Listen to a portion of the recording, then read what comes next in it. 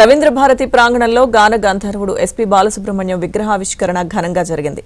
కార్యక్రమంలో మాజీ ఉపరాష్ట్రపతి వెంకయ్యనాయుడు, హర్యానా మాజీ గవర్నర్ బండారు దత్తాత్రేయ, మంత్రి శ్రీధర్ బాబు, బాలు కుటుంబ సభ్యులు పాల్గొన్నారు.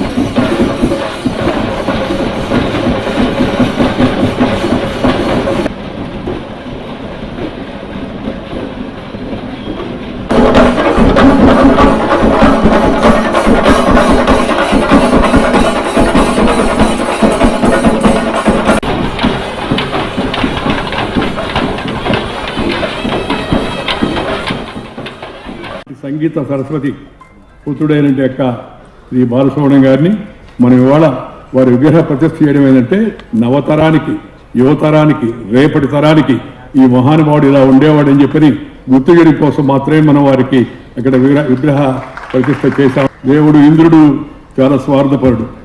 ముందుగా ఘంటసాల గారిని తీసుకెళ్ళిపోయాడు, తర్వాత బాలసుబ్రహ్మణ్యం గారిని తీసుకెళ్ళిపోయాడు. ఎందుకే ఆయన తొందరగా తీసుకెళ్తానంటే మీ దగ్గరేనా, మా ఆస్థానంలో పాట పాడారు కదా, మా దేవతలందరినీ సంతోషపరచాలా. బాలసుబ్రహ్మణ్యం గారు ఒక స్వర సార్వభౌమత్వానికి నిలువెత్తు నిదర్శనం. స్వర సార్వభౌమత్వం దానికి నిలువెత్తు నిదర్శనం. ఆయన ఆలపించిన ప్రతి పాట, ప్రతి రాగం ఒక భావ జలపాతం. ఆయన గొంతులో నవరసాలు నాట్యం చేసేవి.